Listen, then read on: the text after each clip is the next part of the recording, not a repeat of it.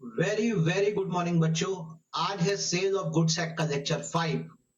इसके पहले हमने जो लेक्चर 4 था वो शॉर्ट लेक्चर रखा था और उसमें मैंने सिर्फ आपको वारंटी का कंसेप्ट बताया था और थोड़ा बहुत प्रॉपर्टी का मतलब बताया था।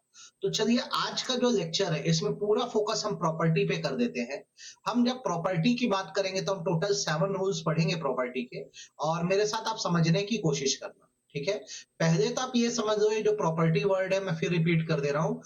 प्रॉपर्टी वर्ड का मतलब ओनरशिप होता है। दो चीजें होती है कभी भी याद रखना, जैसे अगर कोई सामान सेल किया जाता है तो एक है सामान की या गुड्स की फिजिकल डिलीवरी। जब आप सामान की फिजिकल डिलीवरी करोगे तो इसको बोलते हैं पोजेशन लेना, POSSESSION पोजेशन लेना। और दूसरा है इस सामान की ओनरशिप, क्योंकि सेल तो तभी हो पाएगी जब सामान की ओनरशिप ट्रांसफर हो, इसी ओनरशिप को प्रॉपर्टी बोलते हैं। अब मैं क्यों पढ़ा रहा हूं प्रॉपर्टी और आपको क्यों पढ़ना है प्रॉपर्टी, ये समझो कि कभी भी कोई सेल ना बच्चों तभी जाके कंप्लीट होती है जब सेलर जो होता है ना वो बायर को गुड्स की ओनरशिप दे दे। मतलब आज तक सेलर ओनर था, आगे से कौन ओनर है? बायर ओनर है। ठीक है, प्रॉपर्टी पास कर दे। अब यहाँ पे अगर आप सामान अभी डिलीवर नहीं करते हो, खाली ओनरशिप दे देते हो तब भी चल जाएगा, कोई दिक्कत नहीं। अभी बायर ने प्राइस या पैसे नहीं दिए तो भी कोई दिक्कत नहीं है, प्राइस हम वसूल लेंगे। तो आप याद रखना प्रॉपर्टी या ओनरशिप का कंसेप्ट फिजिकल गुड्स से बहुत अलग है या पेमेंट से बहुत अलग है। तुम सामान दो या ना दो, सेल का मतलब है ओनरशिप पास होना। सामान तो तुम बाद में भी डिलीवर कर सकते हो। आज आपके नाम पे मैं सारी रसीद बना देता हूँ, आपको ओनरशिप दे देता हूँ, सामान नेक्स्ट वीक डिलीवर करूंगा, कहीं कोई दिक्कत नहीं। ठीक है, तो हमेशा याद रखना सेल के लिए जरूरी है पासिंग ऑफ प्रॉपर्टी, मतलब ओनरशिप पास होना। इससे ही राइट लाइबिलिटी सेलर और बायर की डिसाइड होती है। ठीक है, क्या राइट लाइबिलिटी डिसाइड होती है? तो अगर ओनरशिप बायर को पास हो गई है तो आगे जो भी रिस्क होगा उस गुड्स पे वो सेलर का नहीं, किसका होगा? बायर का होगा। भले सामान सेलर के पास क्यों ना रखा हो, रिस्क तो अब बायर सहेगा। ठीक है, कभी भी याद रखो प्रॉपर्टी जब पास होती है तो उसके दो बेसिक फैक्टर पे डिपेंड करता है कि प्रॉपर्टी कैसे पास होगी। सबसे पहला गुड्स का आइडेंटिफिकेशन होना जरूरी है। सेक्शन 18 ये बात एकदम साफ कर देता है कि जैसे गुड्स अभी अनसर्टेन है, मतलब अनआइडेंटिफाइड है, तो जब पहचाने ही नहीं हो तो उसकी ओनरशिप बायर को कैसे दोगे? तो तभी हो पाएगा जब गुड्स असर्टेन हो जाए। बायर को ओनरशिप तभी मिलती है जब गुड्स क्या हो जाए? असर्टेन और स्पेसिफिक हो जाए। सेकंड, किस टाइम ओनरशिप पास हो? तो ये डिपेंड करता है पार्टीज के इंटेंशन पे। ये इंटेंशन कैसे समझ आता है? टर्म्स ऑफ कॉन्ट्रैक्ट से, पार्टी की एक्टिविटी से, या सरकमस्टेंस या सिचुएशन से। तो मेरे बच्चों बार बार मैं बोल रहा हूं, सामान जाए ना जाए, पैसा आए ना आए, ओनरशिप पास होने को प्रॉपर्टी पास होना बोलते हैं। ठीक है, तो सर सपोज करो मैं सेलर हूं, आप बायर हो, मैंने आपको प्रॉपर्टी दे दी, मतलब सामान की ओनरशिप दे दी, पर गुड्स अभी भी मेरी शॉप पे रखा है। अब अगर ये किसी रीजन से ये गुड्स डिस्ट्रॉय हो जाता है तो रिस्क किसके ऊपर आएगा? तो हमेशा याद रखना रिस्क मतलब नुकसान वो सहता है जो ओनर है। तो क्योंकि मैंने आपको प्रॉपर्टी पास कर दी है तो एज अ बायर आपको लॉस सहना पड़ेगा, भले सामान मेरे यहाँ क्यों ना रखा। ठीक है, हाँ एक्सेप्शन ये है कि अगर मैंने जानबूझकर खराब किया तो बात ही अलग हो जाती है, बट अगर नेचुरल रीजन से खराब हो गया है तो एज अ बायर आपको नुकसान सहना पड़ेगा। ठीक है, अब इसके एक एक रूल पढ़ाता हूं तुम लोग को। जैसे देखो ये अदर रूल पढ़ते हैं हम लोग। Passing of property in specific और असर्टेन गुड्स। आप एक बायर हो, आप एक शॉप में जाते हो, ठीक है, आपने गुड्स देखा, आपको गुड्स पसंद आया, देखा माने असर्टेन कर दिया। ठीक है, आपने को पसंद आया, आपने उसको सिलेक्ट कर दिया, मतलब स्पेसिफिक कर दिया। अब क्वेश्चन ये रेज हो रहा है कि ओनरशिप कब पास होगी? ओनरशिप कब पास होगी? तो इसका रूल ये है कि अगर मान लो गुड्स स्पेसिफिक और असर्टेन्ड हो तो सेक्शन 19 कुछ रूल्स फॉलो करता है कि जैसे आपने जब गुड्स को चुन लिया तो गुड्स को डिलीवरेबल स्टेट में लाना पड़ेगा। ठीक है, डिलीवरेबल स्टेट का मतलब होता है गुड्स को रेडी कंडीशन या रेडी फॉर डिलीवरी बना देना, जैसे गुड्स की पैकिंग कर देना, गुड्स की प्राइसिंग कर देना, गुड्स की लेबलिंग कर देना, ये सब डिलीवरेबल स्टेट में किया जाता है। तो एक बार बायर ने सामान पसंद कर दिया तो ओनरशिप तब पास होती है जब गुड्स कौन से स्टेट में आ जाए? डिलीवरेबल स्टेट में, और इस चीज का बायर को नोटिस हो। ये बात बहुत अच्छे से याद रखना है, buyer has notice of it. जैसे मैं सामान पसंद किया, आपने पैक कर दिया एज अ सेलर, तो आप मुझे बता दो कि सर पैक वैक हो गया है सामान। तो आप पढ़ो मेरे साथ, where there is unconditional contract for sale of goods in deliverable state, property in goods passes to the buyer when the contract is made immaterial whether the time of payment of price or time of delivery of goods or both is postponed। फर्क नहीं पड़ता goods deliver हो रहे हैं कि नहीं, फर्क नहीं पड़ता प्राइस दिया गया है कि नहीं, अगर सामान डिलीवरेबल स्टेट में आ गया मतलब बराबर पैक लेबल हो गया है और बायर को इसका नोटिस है तो ओनरशिप पास हो गई। जैसे एग्जांपल देते हैं, एक्स नाम का पर्सन है, वो एक गोडाउन जाता है, गोडाउन में उसने 100 केजी ऑफ राइस क्या कर दिया, सिलेक्ट कर दिया, ठीक है। इवनिंग तक, शाम तक 70 केजी को पैक कर दिया जाता है और एक्स को बता दिया जाता है आपका 70 केजी पैक है।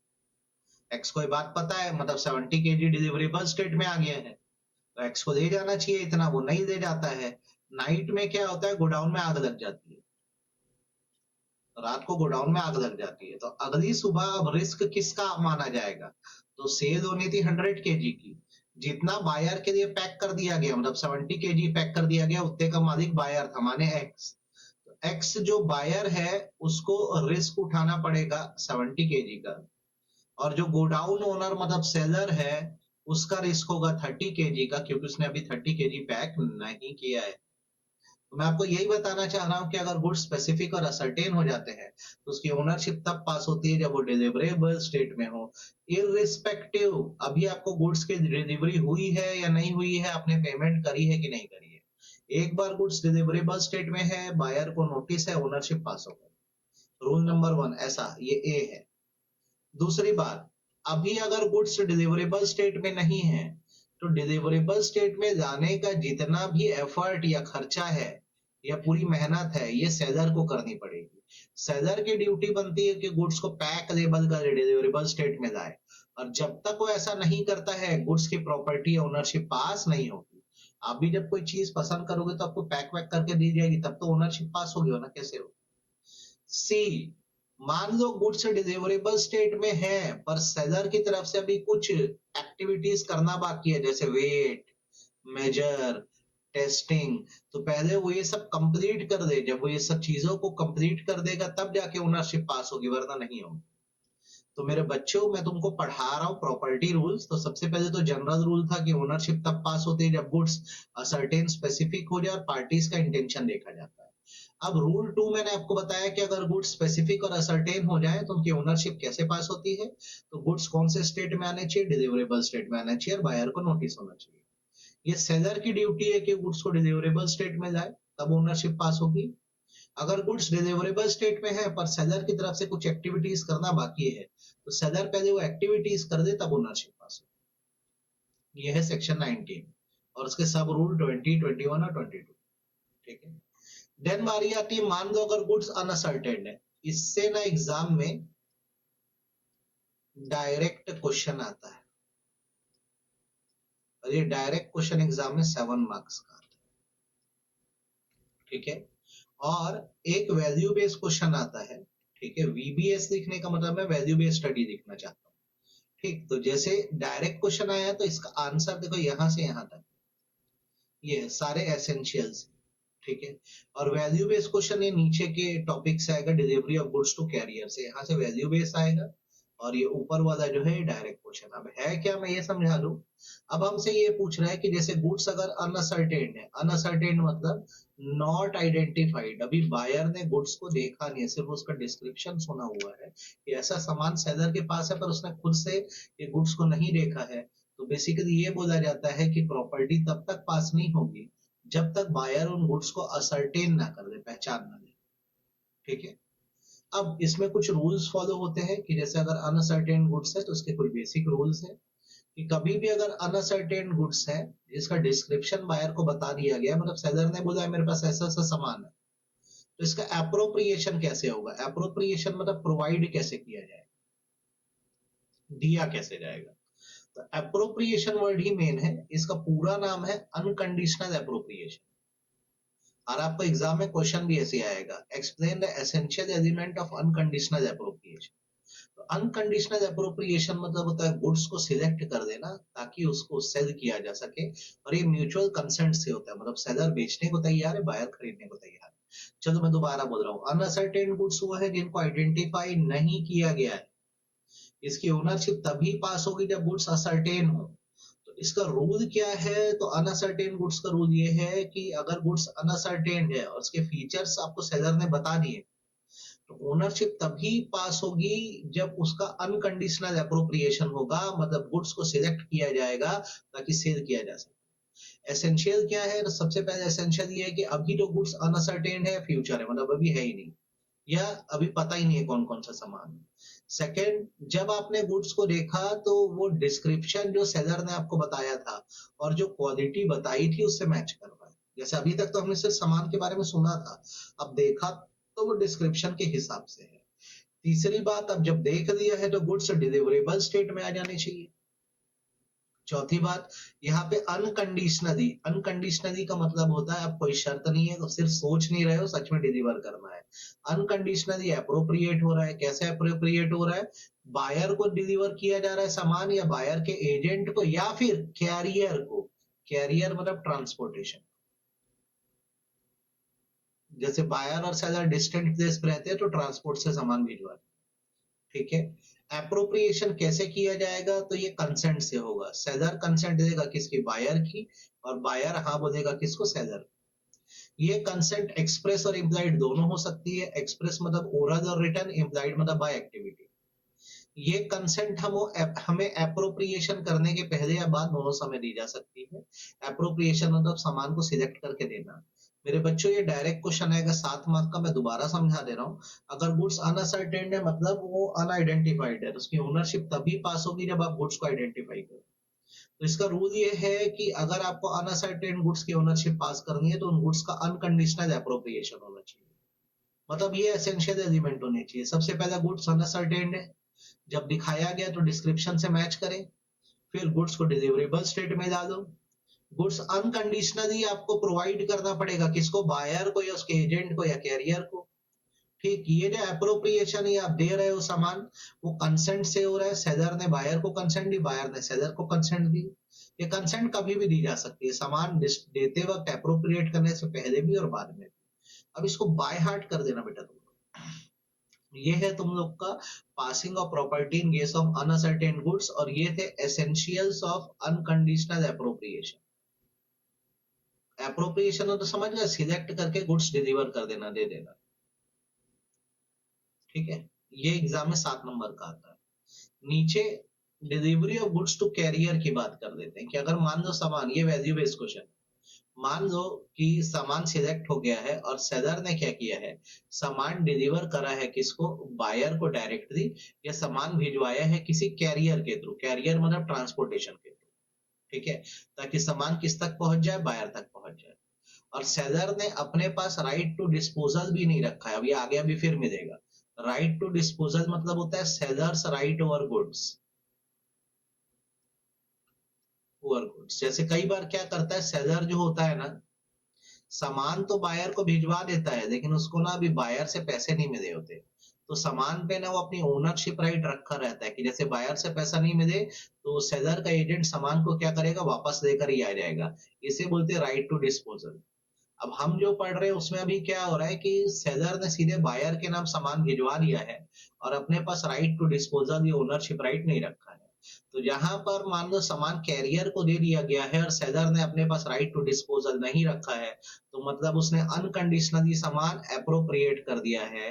Now in case of loss in transit, रास्ते में अगर अब कोई भी नुकसान हो गया तो buyer shall bear the risk, buyer shall bear the risk. मतलब यह है कि सेलर ने तो कैरियर को या ट्रांसपोर्टर को सामान दे दिया है और उसने अपने पास ओनरशिप राइट भी नहीं रखा, मतलब उसने ओनरशिप किसको पास कर दी, बायर को। तो अब अगर रास्ते में कोई भी नुकसान होता है तो सारा रिस्क बायर के ऊपर आएगा। जैसे इसका एक एग्जांपल दे दो, ये एग्जाम में क्वेश्चन आएगा तो 4 और 6 मार्क्स का आपको आ सकता है। एम ने क्या किया है, बुक्स का ऑर्डर प्लेस किया है एक बुक सेलर के पास जो मुंबई में रहता है। उसने बोला है, एम ने बोला है कि मुझे बुक्स बाय कुरियर भिजवा देना, और एडवांस में वो क्या करता है, पेमेंट भी कर देता है।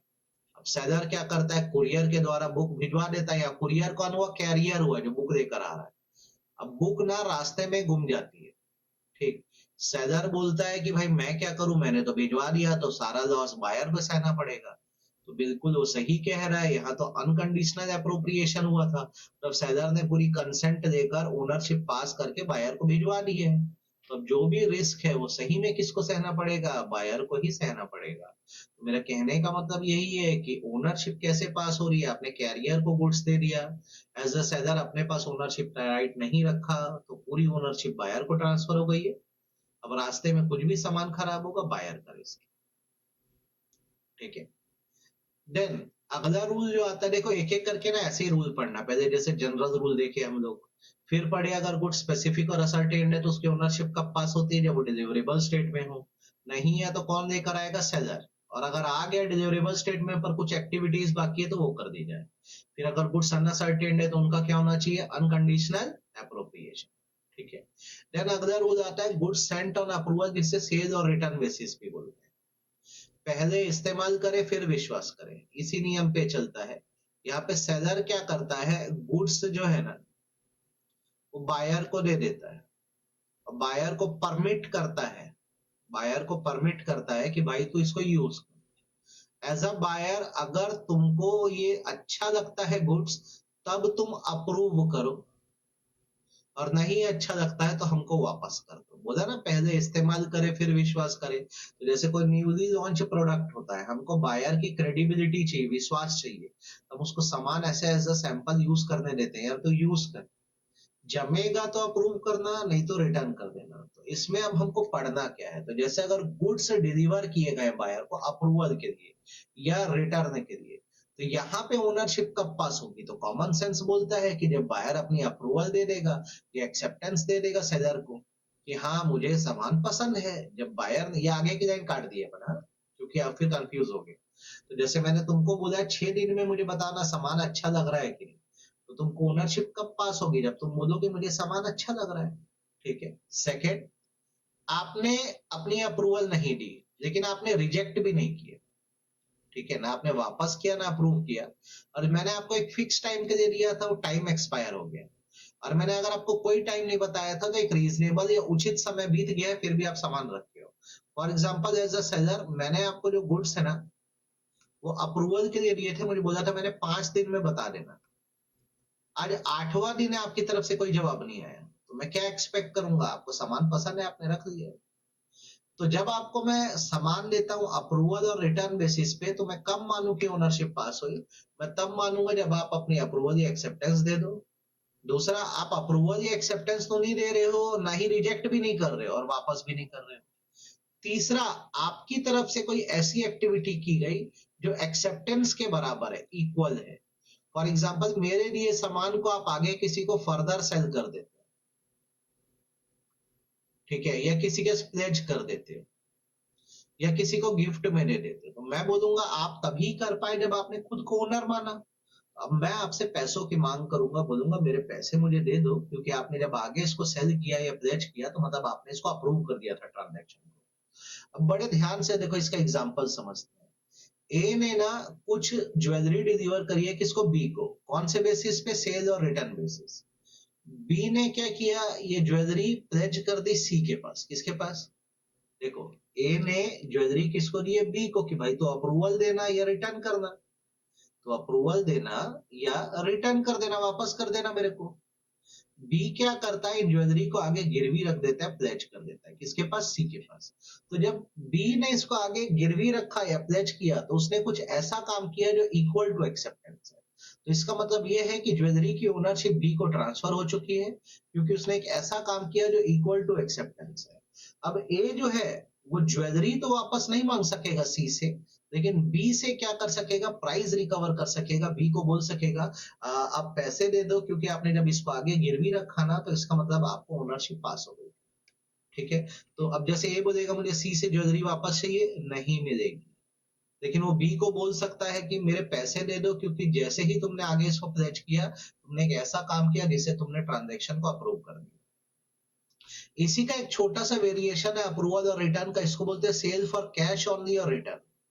यहाँ पे एक शर्त लगा दी जाती है कि आपके हाँ बोलने से काम नहीं चलेगा, या तो आप कैश दो या तो वापस कर दो। तो यहाँ पर मैं आपको गुड्स डिलीवर कर रहा हूँ, ठीक है, आपको बोल रहा हूँ आप यूज करो, और अगर आपको इसकी ओनरशिप चाहिए तो मुझे तुरंत कैश दे देना, और कैश नहीं दे रहे हो तो वापस कर देना। यहाँ पे शर्त क्या लग गई, कैश ऑनली की शर्त लग गई। ये क्वेश्चन में हिंट करेगा ना, कैश बेसिस है कि अप्रूव और रिटर्न बेसिस है। तो जैसे अगर मान लो कैश बेसिस है, तो इसमें क्या होता है कि आपको सामान पसंद आए, कुछ भी आप करो, ओनरशिप तो तभी मिलेगी जब आपको कैश आप दोगे, नहीं तो सामान सेलर को वापस कर देना। जैसे सेम ऊपर का एग्जांपल है, ए ने ज्वेलरी डिलीवर करी है बी को, कौन से बेसिस पे, कैश ऑनली और रिटर्न बेसिस, या तो कैश दो या वापस करो। अब ये बात साफ साफ कॉन्ट्रैक्ट में लिखी हुई थी कि जब तक भाई साहब आप पैसा या कैश नहीं दोगे, ओनरशिप अभी भी ए या सेलर के पास है। अब बी ने अभी पैसे नहीं दिए और इस ज्वेलरी को आगे सी को ट्रांसफर कर दिया है, तो यहाँ पर ये माना जाएगा अभी बी को ओनरशिप पास नहीं हुई है, क्योंकि उसने क्या पे नहीं किया, कैश। मतलब ये प्लेज वैलिड नहीं है, और ए जाएगा और ज्वेलरी किससे रिकवर कर देगा, सी से। तो मेरे बच्चों ध्यान से सुनो, सेल और अप्रूवल बेसिस में हम गुड्स यूज करने दे देते हैं। अब बायर या तो अप्रूव करता है या तो रिटर्न करता है, तो क्या क्या कर सकता है, जिसको उसको ओनरशिप चाहिए तो या तो अप्रूव कर दे, या कुछ भी नहीं बोल रहा है तो वापस ही ना करे सामान, या कुछ ऐसा कर दे जो इक्वल टू एक्सेप्टेंस है, जैसे फर्दर सेल कर दे या प्लेज कर दे या गिफ्ट कर दे। लेकिन अगर इसमें एक शर्त लग गई है, कैश ऑनली वाली शर्त, तो यहाँ पे तो ओनरशिप तब भी पास होगी जब आप कैश दोगे, अदरवाइज आप कितना भी हाँ बोल लो ओनरशिप पास नहीं होगी। तो आज मैंने आपको 4 रूल्स पढ़ाए हैं, आज आप ये 4 रूल बहुत अच्छे से पढ़ो।